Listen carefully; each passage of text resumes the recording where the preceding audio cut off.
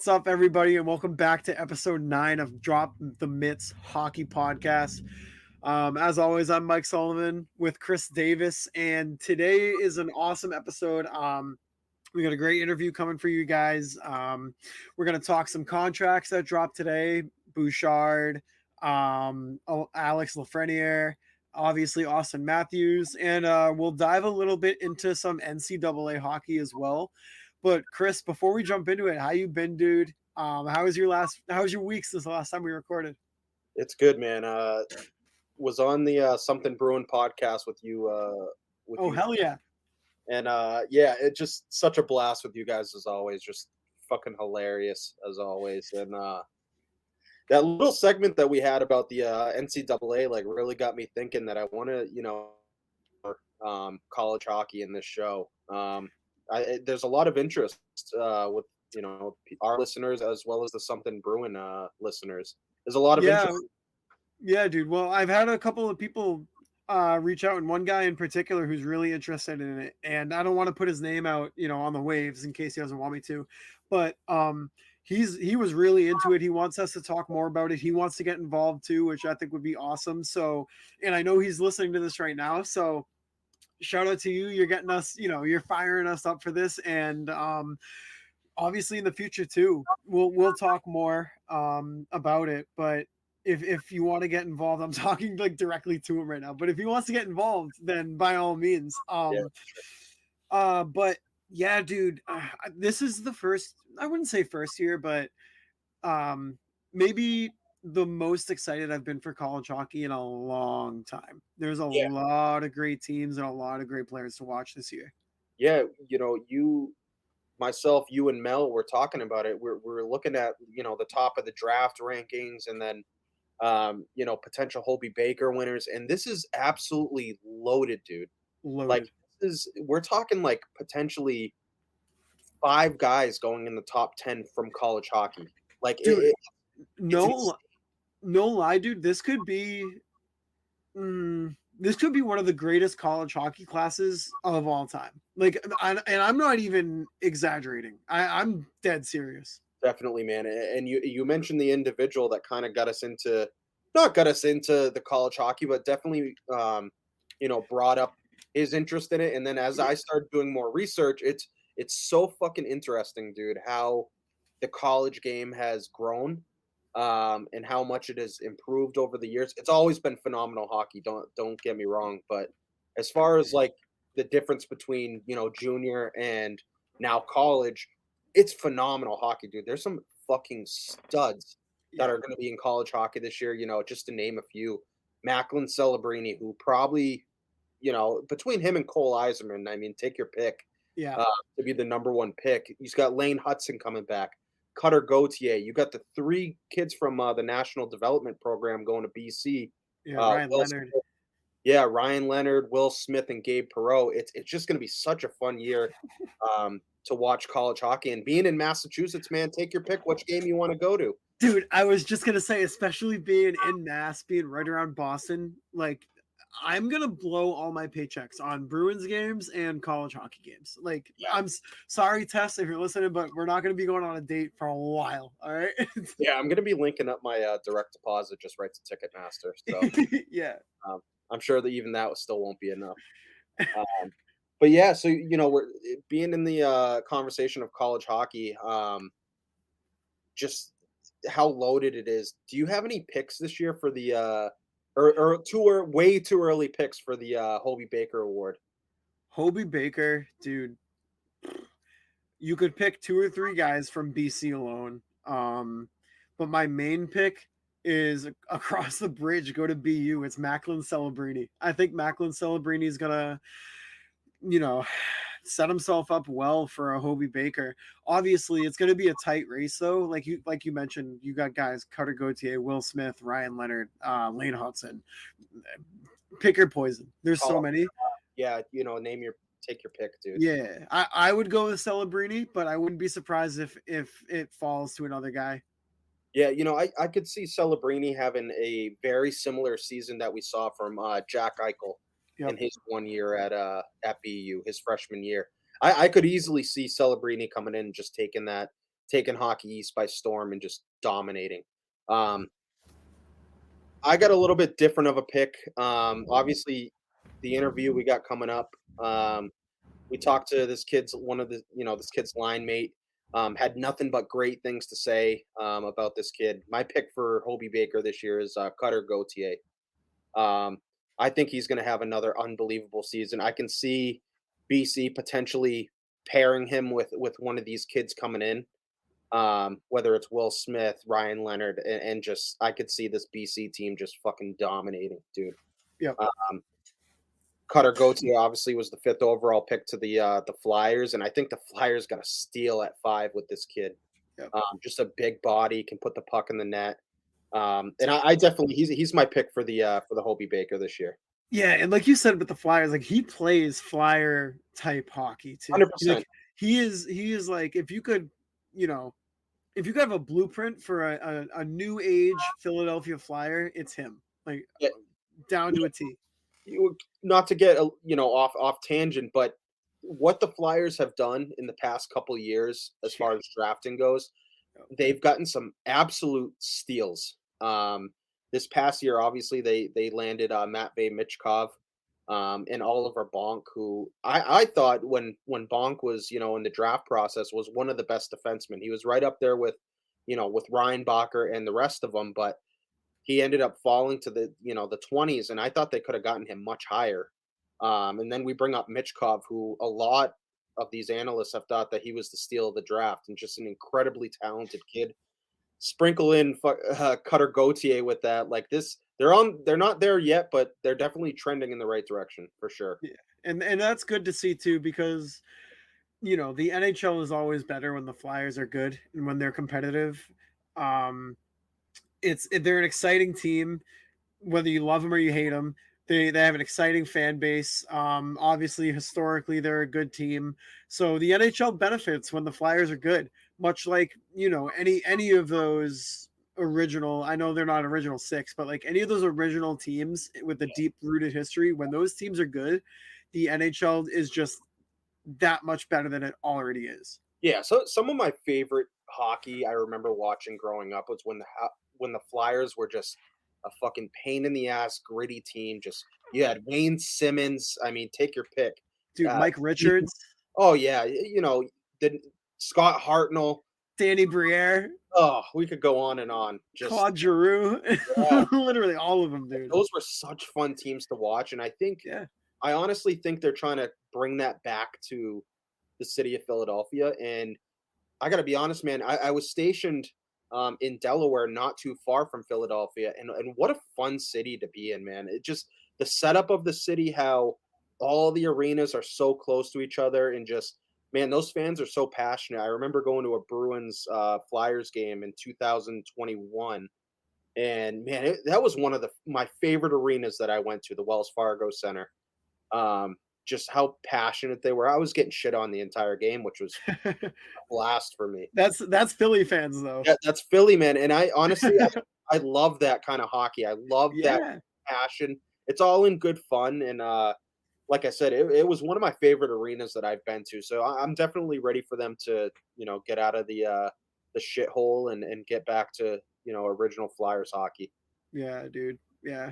Yeah. And, when you're in an environment like that, like in an opposing team's barn, and like the fans are kind of obviously you're not catching a right hook from a fan, like that's not cool. But if they're just kind of like but if they're just like if you're giving shit back and forth to each other and it's fun and it's obviously it doesn't get taken too far, then that just makes the experience that much better. I love when fans do that. It makes it's like when you go to like the Red Sox Yankees games, you got fans going at it with each other, but it makes the experience better, and it just kind of brings the atmosphere to another level. Yeah, and this past season, Emma and I went to Montreal for the Habs Bruins game, the finale when when Bergeron got hurt, and it was just a bizarre time, man. Like I was getting ready for people to just fucking give it to me. I was wearing my Halsey jersey, and I was getting ready for them to just give it to me and just chirp me the entire game. And honestly, I didn't get 1 ounce of shit being at that game. And I hate that, man. Like everyone, they kind of like bending over and being like, ah, well, we suck. Like, you guys are winning yeah, we really can't. It's like you can still talk some shit. Like, listen, it's all in good fun. Like, it just makes Yeah. the experience that much more fun. Yeah, 100%, dude. Like I remember growing up, obviously the 2010, 2011 rivalry with Montreal, 2013, like that little like I would say like 8 to 10 year run when the Bruins and the Habs were just going at each other's throats. Yes. Oh my God, there was nothing better than that. It was like you could tell that the game elevated to a whole different level when those two teams played against each other because they genuinely did not like each other. Yeah. Genuinely. And Yeah. it's like a story inside of a story, and it just makes it so much more exciting. And it means so much more. Yeah. Little story about that, dude. So you remember when Zdeno Chara hit Max Pacioretty into the dasher? Oh yeah. So my old man and I, he's a huge Habs fan, by the way, like die hard. He was, all, since he was little, just a huge Habs fan. Yeah. Um, so we ended up traveling to Montreal. The game after that, you might remember that game by the Montreal fans wanted him charged with assault. Yes. Yes. And man, I had a Bergie jersey, and we're in the hotel before the game, and he goes, "There's no fucking way in hell you're wearing that." And I'm like, I'm thinking about it. I'm like, well, it's probably safe, man. And I remember we went in there, man, and it was fucking electric. It was brutal. Fans were throwing shit on the ice, like just pissed off at Chara. Yeah. And all of a sudden, game, and I'm glad I didn't wear this jersey because we're walking out, dude, and some dude wearing a Bruins jersey is just getting fucking dummied outside the No. arena. And I'm like, we're just kind of looking the other way, which I kind of feel bad about now. But again, dude, that's like one of my early memories of like these huge rivalries that like really aren't a thing anymore. Like Habs Yeah. Bruins like rivalry really isn't a thing at this point. Right. Like I said, going to that game, they were all just like, "Well, congratulations on the President's Trophy." I'm like, "No, fucking tell me I suck or something, like yes or something." Like, Well, fun. dude, it's like with all rivalries, right? Um, with any sport, if you want that rivalry to be heated and to be at the top of what it can truly be, you need both teams to be competitive. Yeah, 100%. Like the rivalries between any NHL team, it doesn't have to be Bruins Habs, but um you need that level of passion where both teams are good and both teams are competing and both teams are having something to fight for. um and they'll never be dead, but rivalries will lie dormant for a little bit until there's something that sparks it back up, because that feeling of I don't want to say hatred, but I can't think of a better word to use right now, so I'll say hatred. Yeah, That feeling of hatred is always inside of every fan, but you need something to spark it. Like you're not just going to get mad because you see somebody else in that jersey. Like yeah, that's not really how it works. But when you're at the top of your game and both teams are just at each other's throats, oh my god, there's nothing better than that. Nothing. yeah. No, I agree, and I think it's also just the fact that you're seeing like a new core. Yeah. Um, like in Montreal, a lot of these teams are in like rebuild, retool mode. So a lot of these guys are probably were so young and were not even a part of these teams. So, like you mentioned, it's got to something's got to spark, like something's got to happen for this rivalry to brew. Like, and I don't think the Canadians are there yet. Yeah. I think they've got like maybe 1 or 2 more years of just kind of meh hockey. Yeah. But they're definitely trending in the right direction. But now it seems like the Bruins are kind of going, like they're kind of just passing each other, Yes. and Yes. I don't know how long it'll be. Obviously, there are some really good rivalries in the NHL. We bring like Florida, Tampa. Like I think Yeah. that has the chance to be a pretty good rivalry. Yeah. Um, but yeah, dude, You I could just you know what I think is going to be a sick rivalry? what is it? LA and Vegas. I think those two teams, especially this year, I think they're going to go at it. Dude, I love what LA did this year, like with with PLD. PLD. Like Yep. you're going to see a little bit more of Brant Clark, who he was Yep. one of the top picks a few years back, defenseman. I think he's going to play a bigger role for this team. I don't think Quentin Byfield has quite hit his stride yet, but I look for him to have a comeback year and a good season. Alex Turcotte too. What? Yeah. No, Turcotte wasn't dealt for PLD, was he? He actually, you might have caught me on that. He might have been. I don't Yeah. remember exactly the details of that trade. Shoot, did I just expose myself? You're gonna get all this hate from these LA fans, man. You I know, dude. But yeah, no, honestly, I love that trade for them though. Like, people can say, a lot of the comments that I saw about that deal was, they overpaid. But right now we're looking at, especially just being in the shoes of the Bruins and Bruins fans, like, shit, for a number one center, I'll pay fucking 8.5. Like, are you shit? Like, absolutely, I would pay Yeah. 8.5 right now for a player like Pierre-Luc Dubois. And it wasn't Turcotte, so I saved myself. It was Velarde. I follow Velarde and Kupari. Yeah, see, So I I love saved that myself. deal for LA, man. Like Yes. a no shit solidified number one center. I love that deal for them, and Still young too.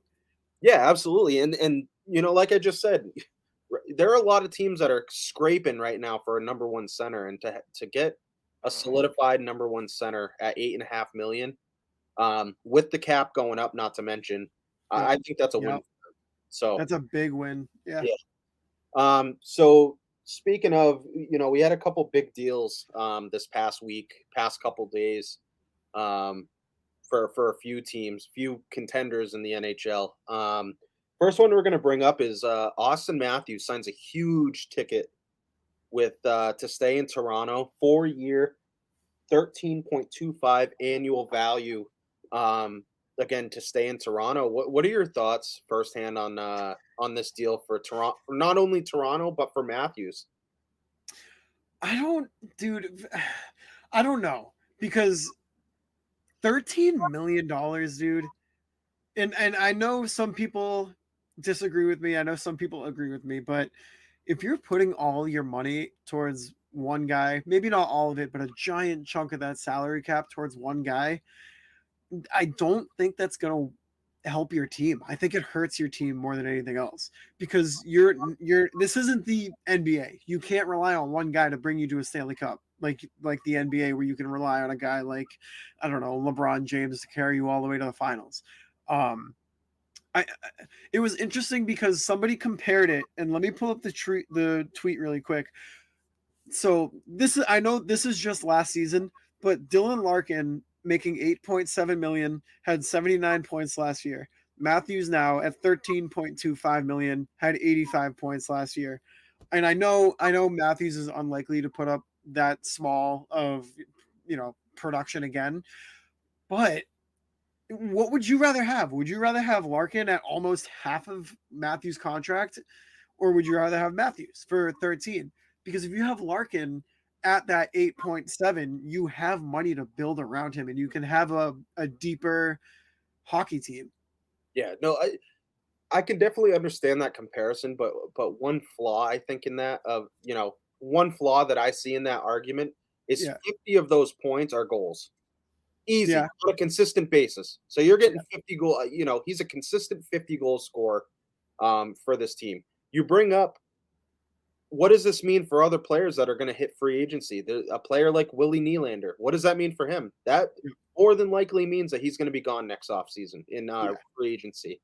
And just how are you going to build a team around with all these guys with huge annual value, contracts? At what point do we realize that doesn't work? Right. It takes an entire team to kind of buy into the, whether it's taking pay cuts or taking less, less money. You're seeing it even with Edmonton, dude.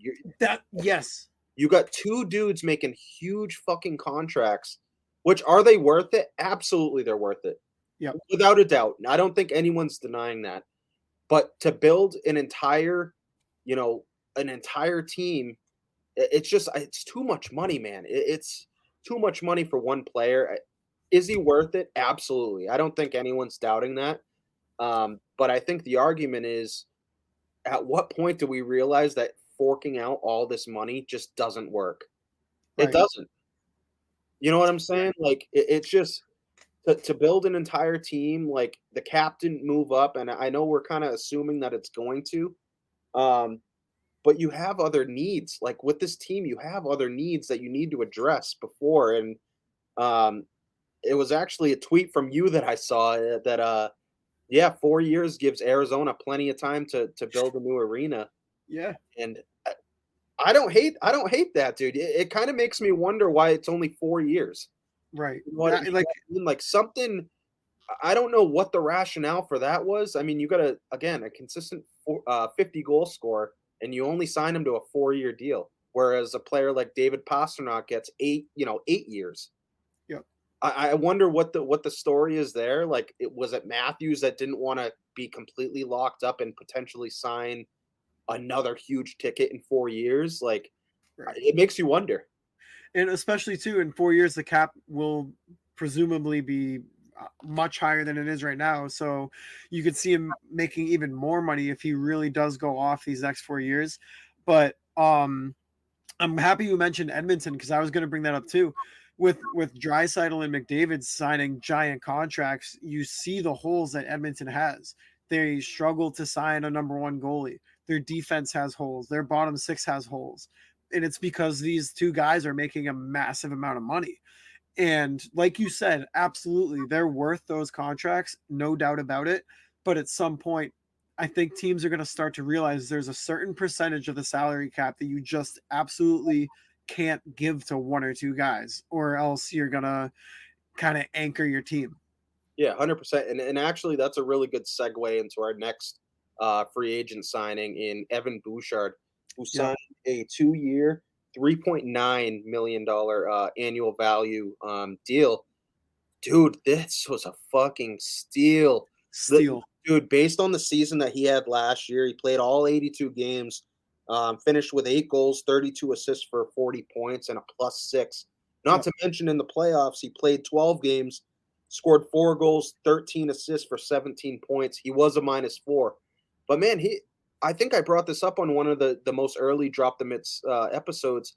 I'd like him to potentially be in the running for a Norris Trophy this year. Yep. Um, Yes, you did. You Dude, did. he's just a solid defenseman. I love this. And you're getting him at 3.9 for 2 years. Dude, I know Darnell Nurse is making a shit ton of money, probably one of the more overpaid defensemen in the NHL, but like outweighs it. Like this is a phenomenal signing for Fenton. What are your thoughts on it? I mean, honestly, Evan Bouchard is you could argue he's a top pairing defenseman for most teams. Yeah. Um, this is the kind of deal, as we were just talking about with guys like McDavid and Draisaitl who are making a big ticket. You're going to need guys like Evan Bouchard to take a little bit less than what he probably could earn elsewhere to make your team better. Because that's what this contract screams to me. He's taking a little bit of a pay cut to stay on a team that's poised to have success. If Bouchard wanted to get his maximum value, he could have probably made somewhere around like 5 mil, and I don't think anybody would bat an eye. I think everyone would say, yeah, like that's a pretty reasonable contract for a guy like Bouchard. I love the deal for Edmonton. For Bouchard as well. You said it was 2 years, correct? Correct. Yeah. So 2 years, take that money, take that time with McDavid and Draisaitl, see what happens, and if in 2 years he wants to re-up again with Edmonton, and you know, just maintain with that team, he can, or he can go test free agency and make bank. Now, do you think, dude? I think even five in the anywhere in that 5 range. I think even that's a steal, dude. Right, right. That's a huge steal for them. I mean, if I'm this is just throwing this out there on the on a whim. If Evan Bouchard hits the open market, do you think he makes anywhere close to like what Charlie McAvoy makes? Mm, I think he would max out at 7. I think 7 is the highest that he could make right now. I think, and I think that's a fair number too. Right. I don't think anyone also would bat an eye at that to Yep. sign him at 7. It just feels like Edmonton's kind of relying on this cap going up significantly. That like, hey, in 2 years, like maybe we'll be able to like fork out a little bit more. But I Yeah. think this Darnell Nurse deal really hurt them. Yes, for sure. He's still a serviceable player. Is he worth 9.5? I don't think so. Yeah. Um, I think he's capable, but he hasn't shown it yet. he hasn't. He's had a couple good years. He is a solid defenseman. Yeah. Again, like I don't think he's a liability out there. I don't think anyone's saying that. But you're being paid the same as a Charlie McAvoy, who again I argued multiple people this fucking week, dude. Yeah. My that he is a top 5 defenseman. It's Absolutely. He absolutely is. yeah, and a lot of people don't like that, but If you had to put defenseman in front of McAvoy, it would probably be Makar, yeah, Yossi. I would see. I wouldn't put Yossi ahead of McAvoy at this point. What about Heiskanen? No, right? No, How about Fox? Fox. Really? I would. Okay. I see because I think those two are very, very They are. They're very close. similar. They're very They're like, similar. yeah, very they're like close. neck and neck. But I give the edge to Fox. Just because of a little more offensive production. Well, his Norris Trophy year, he had an unbelievable season. Yep. And I think that's really where he solidified himself as a top 2 defense. I mean, there was a point in time where he was viewed as the best defenseman in the NHL. And this was, Makar was just kind of coming into his own. But right now, I don't think anyone's touching Makar. I'm trying to pull up my rankings because I believe that I had Victor Hedman also ahead of McAvoy. Yeah, that's fair. That's fair. I think the way that he has dominated for so many, a long time since, I know it took him a couple years. Usually those big Swedish defensemen takes them a little bit to kind of come into their own and develop, but he's been a consistent top 3 defenseman for quite some time now. But I think those are the only 3 that I would really put ahead of Charlie McAvoy if we're talking about all around defensemen. Yeah. And I think Makar's offensive game, just how dominant he is, like I think that puts him head over heels above everyone else. Yeah. So the list that we're referencing right now was posted by NHL Network. 1 through 5, they have Makar, Fox, Heiskanen, Hedman, Yossi, and then McAvoy. Behind McAvoy at 7, 8, 9, and 10, it's Dahlin, Erik Karlsson, Pietrangelo, and Quinn Hughes. So, yeah, I think McAvoy is definitely top 5. I think Heiskanen at 3 is a little crazy. See, I also, I take playoff time into consideration as well. Yep. And I just think all around, Charlie McAvoy has proven that I think overall is a better defenseman than Roman Josi and Heiskanen right now. I think if we're taking all things, considering all things, all around defenseman, that's not, and that no one here is saying that Roman Josi and Miro Heiskanen are not good defensemen. I just think Charlie McAvoy, he's going to be another one of these defensemen this season that are going to make a strong push for a Norris Trophy. Yeah, couldn't agree with you more. Yeah, and again, even this season, dude, like, yeah, he didn't have the most points or whatever, but like, that's kind of this conversation that we have about, like the Norris Trophy. Like, yeah, Erik Karlsson won it this year, but like, what are we looking at as far as like intangibles to win this trophy? Like, is it just offensive defenseman award, or like, are we looking at the all around defenseman? Because if we're talking about the all around defenseman, Charlie McAvoy is going to be in that conversation each and every year that he's playing in this league. Like, and that's why I really hope that, at some point they switch up this award, whether they add a new one, a different award for just an all around defenseman. And then I think they definitely have to make some changes with that. Yeah, I do too. I don't see why they wouldn't go with 2 separate trophies at this point, honestly. I mean, it definitely like you saw a conversation get drum up this year. There was a lot, probably honestly, the Norris Trophy was probably the award that was talked about the most just because of how controversial the Karlsson pick was. And me personally, I was against Carlson winning the Norris, although I can understand why he wanted to having the trophy be set up the way that it is. But at this point, just make two separate trophies. One for a defensive defenseman, and then one for just a offensive unit on the blue line. Yeah, no, I completely agree, dude, because again, it kind of takes away the I don't know, it just It yeah, takes away from the position a little bit and what it it means to be a defenseman. and I think you and I have I forgot who we were arguing with um on Twitter about, well, Eric Carlson had X amount of points. How are you not going to get? And we go, yeah, but he was a minus fucking whatever it was 20. It, What was it was like it was like 22 or something. Yeah, and it's like as a top pairing defenseman, if your top pairing defenseman is a minus 22, minus 20 plus at that point, Right. that's a huge lot. That's awful. Now, if Carlson was like he put up the same production, but he was a minus 6 or a 7, I then think I'd be a little bit fine with that. I That's think we're fine. having a different conversation. Right. And especially because he was on San Jose. Like we can have a totally different conversation about that. Yeah, but I think like even during the award, the thing that they harped on most was his offensive production. Right. Like I don't know. Like I said, we could go on and on about this for fucking ever. So Yeah. the next free agent signing that happened a few days back, Alex Lafreniere signed a 2-year, 2.325 annual average value deal with the New York Rangers. The former number one pick really hasn't come into his own yet. I know he's been on that third line for the Rangers, a loaded Rangers team. What are your thoughts on this deal? Do you think this is a good deal for both sides? Did one side make out better than the other? Well, we were kind of talking about this before we started recording. Lafreniere is interesting because he's kind of been bottlenecked a little bit by how deep the Rangers roster is.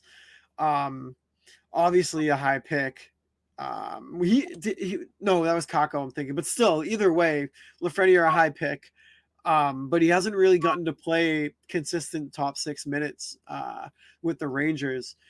So you can't really justify him getting much more than what the Rangers gave him on this contract. Do I think his ceiling is higher than that? For sure. Which is, I think, why the deal in terms of the length of it is shorter than maybe what Rangers fans would have liked to see. But I, I, I think it's fair for both sides. I mean, it's kind of a prove it deal, like come in, we'll give you, a bigger role with the team, maybe. And if you can produce, prove yourself, then guess what? When that contract, runs its course, then you can set yourself up for a payday. But right now, I do think it benefits both the player and the team. Yeah, I think it's interesting the fact that the Rangers haven't brought back Patrick Kane yet. Also decided to let Tarasenko go.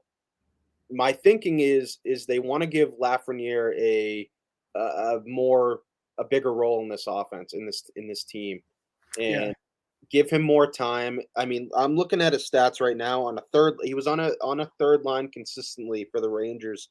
81 games, 16 goals, 23 assists for 39 points and a plus 10. That's not bad at all for a third liner. I mean, we think about any teams that we like, Bruins. I would take that on a third line. Very Absolutely. similar to Trent Frederick numbers. Yeah. You know what I mean? Yeah. And I think, like I said before, I think it's definitely interesting the fact that they didn't decide to bring back those two veterans. Yeah. And I definitely can see him potentially maybe playing on a line with like Zibanejad and Kreider. I mean, who knows? This team is still so deep that I don't think he's hit his full potential yet. I mean, it was only 2020 when he was the number one overall pick. That's only 3 years removed. I still think there's a lot for him to prove, and I think his ceiling is still really high. This is a great prove it deal. We say it every signing. Yep, the cap's going to go up, so maybe he has two phenomenal seasons and signs a bigger ticket. I think again, this is a extremely fair deal for both sides. Yeah. Yeah. I'm excited to see what he can do, because obviously he's still young. I'm not sure off the top of my head what his age is. I think he's 24 or 25. Yeah, let me. We can look that up. He is Yeah, I want to say 24. 21. He's 21. He's 21. Oh my god. Yeah. All right. Yeah, that No, is. dude. So I follow an awesome follow for anyone on Twitter, Rangers fans or whatever. Johnny Lazarus, Yeah. former UMass player, dude. He's a huge Rangers guy. He does content for them. He's an awesome follow. So if you guys, let me get his Twitter handle for you guys. But anyways, it's Jay Lazzy 23. He's a host and analyst at NHL, and he covers the Rangers. But anyways, he was amped about this signing, and honestly, I'm not even a Rangers fan, but I was too. Like, Yeah. you're getting a former number one pick. I always love those stories, dude. That like everyone's kind of writing him off. Like he's primed for a huge year. Yeah, Like he is. everyone's kind of written him off. Like calling him a bust. The kid's fucking 21 years old, dude. Yeah. Kid has He was just able to buy his first beer. Yeah, dude. I can't imagine.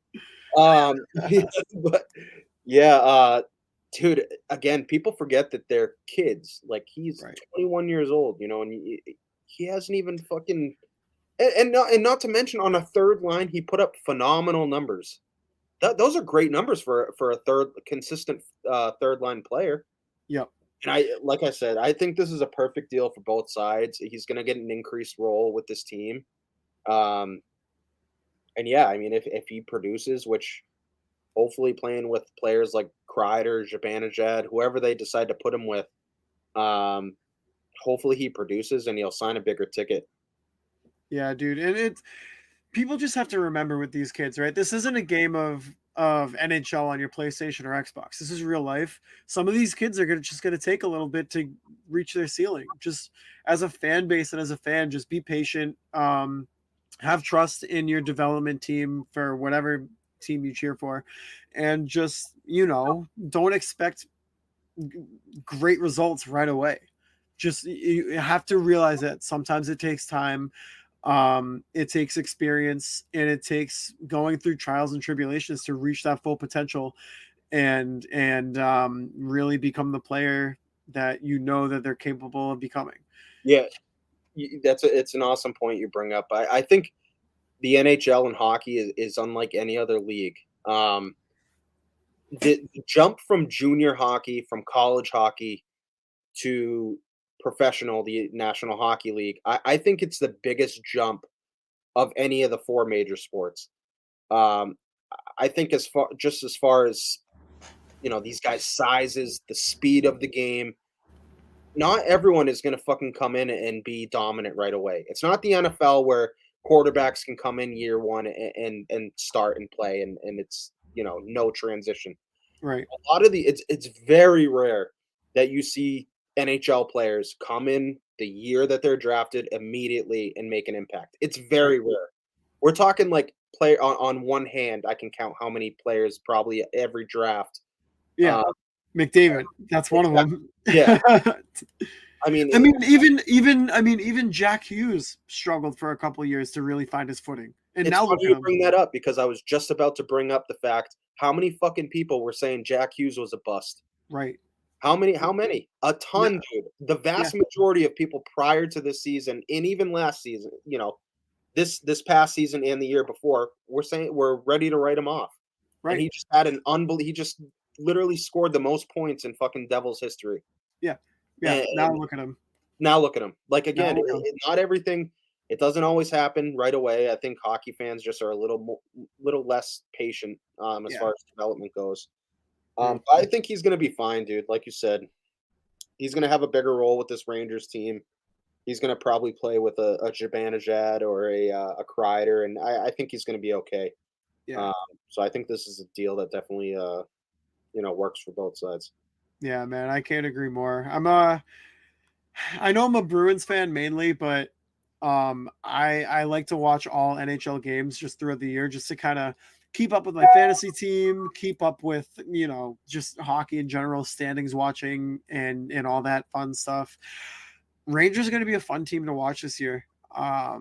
Along with so many other teams, dude. It's going to be such a fun NHL season. There's going to be so many teams that surprise you in both a good way and a bad way. And the storylines that are going to be, fun to watch. I mean, can the Devils repeat what they did last year? Can the Rangers maintain their spot? Can Columbus, surprise and shock some people with Werenski being healthy and adding in Fantilli? Can the Ducks make a move? The Blackhawks. I mean, what are the Blackhawks going to look like? Corey Perry, Foligno, Bedard, Taylor Hall. I know their decor still stinks, but I mean, they're going to be a better team than last year. There's so many teams, and I could rattle off a bunch more. But there's going to be a lot of fun storylines to keep up with. Yeah, it's going to be an awesome year. A lot of, in talking about the Rangers, we talked about when we're doing our rankings how loaded this Metro division is and the Atlantic. So it's going to be an interesting year. We'll see. Hopefully, I'm a big Lafreniere fan, man. I always, like I brought up, I love seeing players get written off and be able to, shove it up, these fans' hoops and prove people wrong. So I think I really expect him to have a big season. But we're gonna turn it over to we had an awesome guest on today, Trevor Kuntar, former BC Eagle, third round pick of the Boston Bruins, signed a 2-year deal this offseason. Unbelievable kid, man. Everyone that we have on is just so kind and just so humble, and Trevor was no different.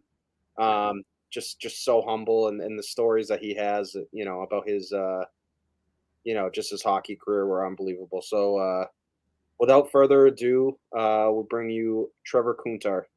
Thanks, guys. Welcome back to episode 9 of Drop the Mitts Hockey Podcast, brought to you in partnership with Primetime Productions. I am with my host, Mike Sullivan, and we are with Boston Bruins forward, Trevor Kuntar. Trevor, how you doing, buddy? I'm doing well. How are you guys? We're doing well, man. Can't complain. It's definitely an honor to have you on. We're super pumped about this interview. Yeah, thank you for having me. I'm super excited. How's the summer been going for you? It's been going really well. I was home until July, and then I went to development camp beginning of July, and I've just been staying in Boston ever since. So I've just been enjoying my time out here training and doing some of my rehab. Because I had my injury at the end of last season, and just skating and stuff. So it's been super fun. Yeah, it's awesome, man. You mentioned you missed development camp. I was kind of bummed I missed you. I was pumped to get out there. I got kind of left to the wolves when I was there. Yeah, you did. Yeah, to go ask random questions around the locker room. I looked like a fucking lost puppy in there. But yeah, it was definitely a good experience. But so how often have you been? You haven't been on the ice at all? No, so I've been skating since I started skating a little bit in June, end of June, and then obviously no contact, but I was able to start doing contact like end of July. So I'm like back to 100% now, which is good. Yeah, that's awesome, man. Definitely a tough rehab, so I can't imagine what that was like going through. Yeah, I'm glad it's towards the tail end of it now. So. Yeah, dude. Yeah. And especially no golf all off season. Oh my god, that's tough. Yeah. But yeah, man. So obviously you signed a contract this off season. Take us through that process, and obviously we want to congratulate you on that. Signing that ticket, and obviously that's a huge accomplishment. Take us through that process and what that was like signing that first NHL deal. Yeah, thank you. I mean, it was definitely like a kind of crazy situation for me because with my injury, it was like right after my season was over, and I ended up getting an elbow surgery right away. And then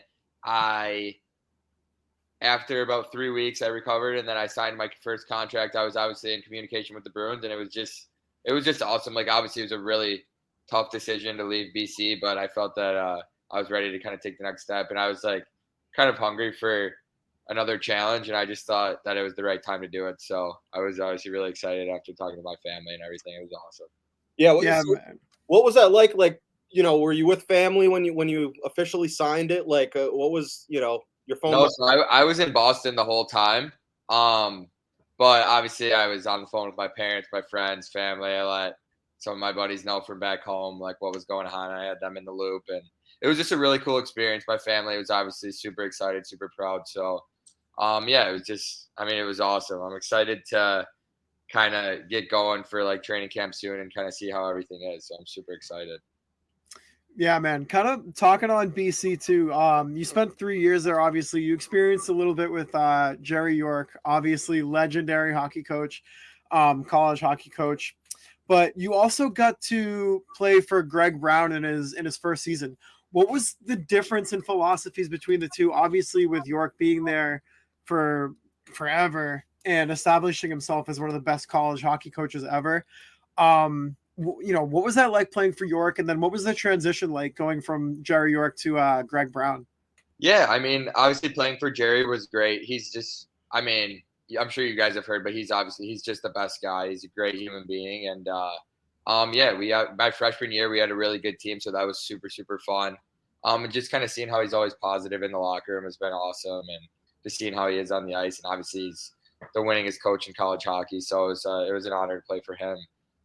But yeah, it was kind of we weren't really expecting it when he retired, and he came in the locker room after my sophomore season, in the spring, and kind of just told us that he was planning on stepping down. And then it was very interesting going through that process. We always heard like the rumors of the coaches that were interviewing and everything, so like we were trying to be in the loop a little bit, which was funny. But yeah, Coach Brown is awesome. I think him and Coach York are very similar.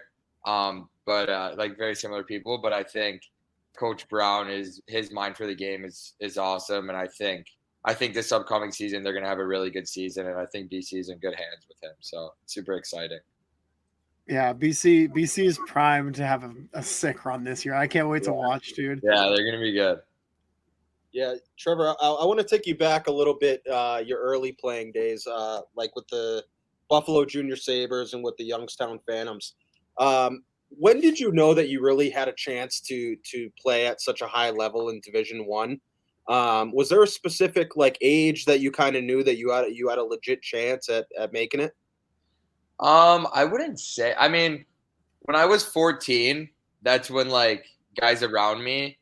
I think the first commitment was around when I was 14. So the first person in my grade or my age. I think might have been Spencer Knight actually, which is funny because I ended up playing with him at BC. But I think that's when like guys started like talking to schools a little bit. So I always had like that idea like that I always wanted to play Division One hockey and obviously play in the NHL. And I think at the time I was a little naive and I like kind of just like expected it to happen. I didn't really realize like the level, but obviously I was playing with like a lot of good players, and being in the Junior Sabres was a great organization. My coaches there were awesome, and they really knew how to like push me and make me better. So I think I just always had that confidence. And then I think right around when I was 14, that's when I kind of started to realize like that this could be like a reality pretty soon. So yeah, dude, kind of like talking on your youth, growing up and playing too. Did you have any, players that you watched closer than others to model yourself after?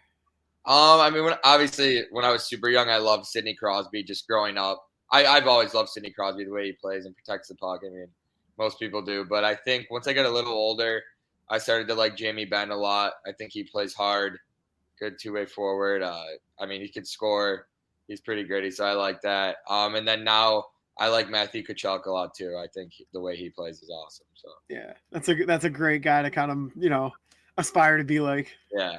Dude, especially after this past playoff run, he was a yeah. Sadly, it was against the Bruins, but he did very well. It was fun to watch. So fun to watch, man. And like he kind of plays on that line, and sometimes he does cross that line, but overall he's just a phenomenal player, and can put the puck in the net. And it's definitely a good player to emulate your game after. For sure. So during the recruiting process, was there no doubt that you were going to go to BC? Were there other schools that you really liked, or was it always BC that you wanted to go to? Well, so I have a very funny story because I was originally committed to Harvard when I committed to Harvard when I was 16, I believe. And I mean, growing up before like Harvard, even when I was super young, my dad played at St. Lawrence and he played a little bit pro. But I would always watch the Bean Pot, and I loved Boston College. I was kind of growing up watching like Boudreaux, Hayes, and those guys and those teams at BC. And I always wanted to play there. I even had like stickers in my room of like BC. But when I was getting recruited, I never talked to them at the time when I was around 15, 16. And I mean, Harvard's such a great school, and the coaches there were awesome. I loved Teddy and those guys. So I thought it was going to be a really good fit for me. And obviously it's a great school. So I was kind of thinking like it would set me up good for after hockey too. So I don't know. And the team's doing really well. That's when they were I think they might've won the Bean Pot around then, and they were going to like the Frozen Four and stuff. So I don't know. I thought it was kind of a no-brainer at the time. So I committed there, and then during COVID, they didn't have a season. So, and I didn't want to play another year of juniors. So I was like, I think this is kind of a sign to switch it up. And then BC was the first team that reached out, and it kind of felt like it was almost meant to be a little bit, because that's like kind of where I always wanted to go. Yeah, it's kind of like a full circle moment, you know. Yeah. Like, it's crazy. You brought up the Bean Pot, man.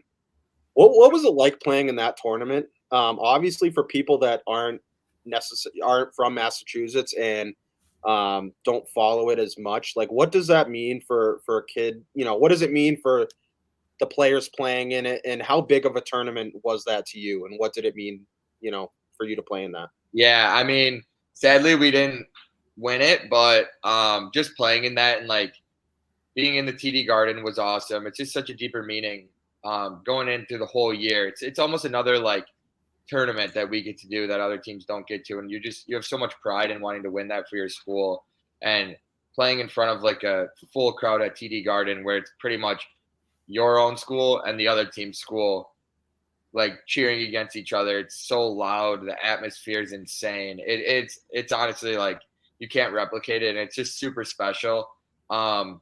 Like I said, obviously I wish we could have won one when I was there, but it was such a great experience being able to do that and kind of just like play in front of your school like that. It's just a lot different when you're playing when both schools fans are going at it and everything. It's awesome. So yeah. So during that, you know, not only during the Bean Pot, but college hockey as a whole, who would you say that who was the most difficult player to play against during your time in at BC? I don't know if I can pick out like a singular player to play against, but there's definitely some teams in the Hockey East that play a lot harder than others, and like definitely play more like meat and potatoes games, I guess you could say. I'd say like the UConn, Merrimack, those teams, Lowell, they always play super hard and they're super physical. Whereas like it's a little bit different when you play like BU and Northeastern, I'd say. Yeah, man.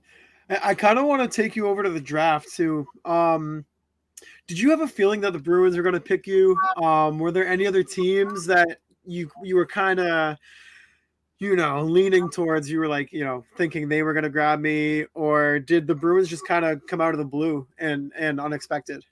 I talked to the Bruins a little bit before the draft, but I couldn't get like a good read on like what they were feeling. I guess I had a couple of good conversations with them, but honestly, I thought I was going to go to Tampa. I had the best conversations with them. They seemed the most interested at the time, and they told me they had a really good they had me in a good spot. But obviously the Bruins ended up picking me, which I was so happy about and ecstatic. Just like being in Boston, I thought it's going to be such a good opportunity to kind of learn like what living here is everything. So no, I was super happy. Yeah, obviously you got a couple buddies on the team that also got, you know, also playing for the Bruins. McLaughlin, you got Gasso. How often are you in contact with them? Pretty regularly? Yeah. And how cool is that to have your buddies on the same professional team as you guys were in college? Yeah, I mean, well, it was awesome when Mark I was totally pushing him to sign with Boston when he was like in his process because he's one of my favorite teammates I've ever played with, and we were line mates a little bit. So, and then when he ended up signing and playing his first game, we all went to the first game when he scored and everything, and that was so awesome just to see. But yeah, I talked to Andre and Oscar Jelvik is at BC too, his Bruins draft pick. So we all keep in touch a lot, and obviously me, Jelvy, and Andre, we were all on the line together for a little bit last year, which was kind of cool. We all Bruins line, so I thought that was cool. Yeah, you mentioned that line. You also got the chance to play with Cutter Gauthier. What was it like playing with those guys? Obviously, yourself included, just such a highly skilled line. What was it like playing with those guys? Yeah, I mean, obviously Cutter is a very special player, and so is Andre, and so is Jelvy. But I think it makes it a lot easier when you're playing with other players who are really, really good. So it was just super fun, and I tried to enjoy it.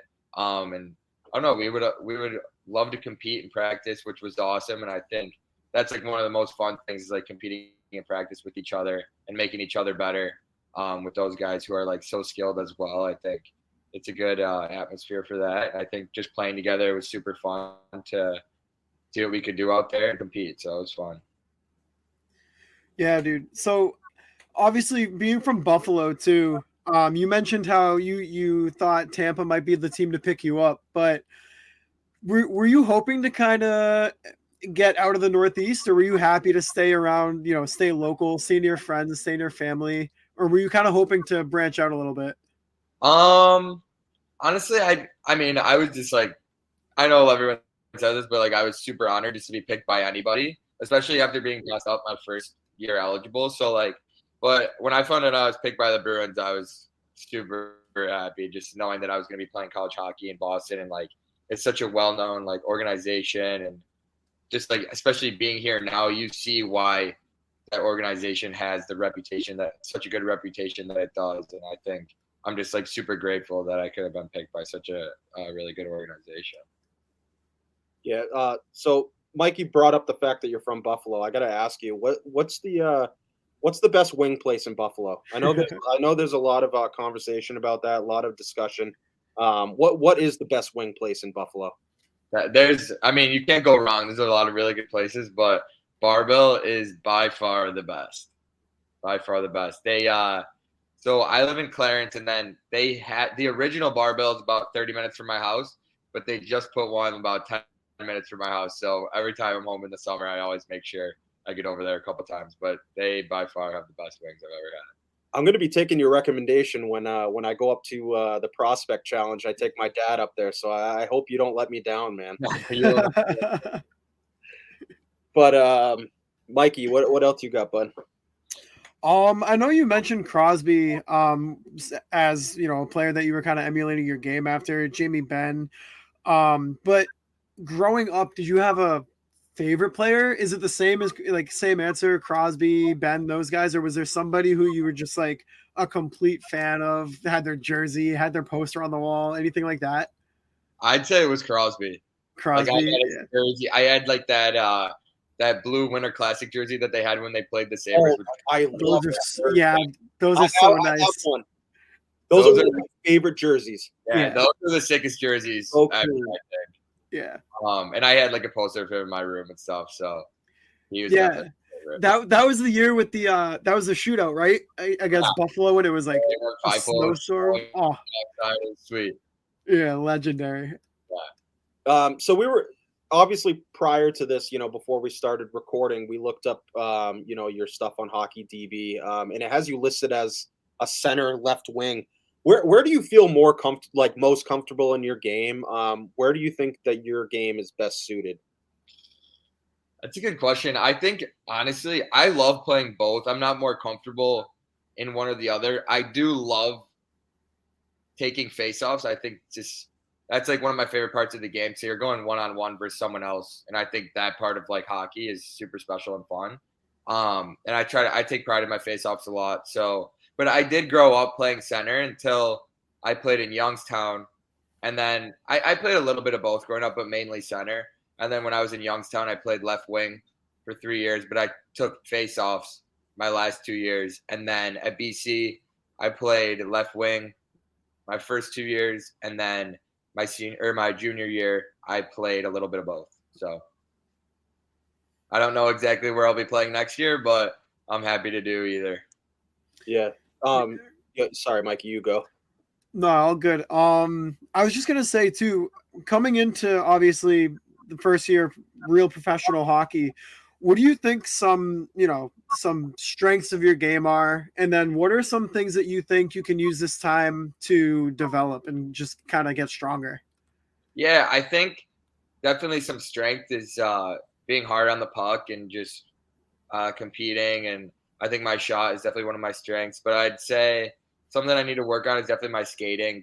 I've been skating with a lot of the guys in the summer, and I think just seeing how fast these guys play and how fast they make plays and skate, I think that's definitely going to be different. But I think that'll come the more experience I get. So just something to keep working on. And it's the right spot to do it. They have all the skills coaches on the ice that are really helpful. So it's been a great summer so far, and I'm excited to kind of keep building on it.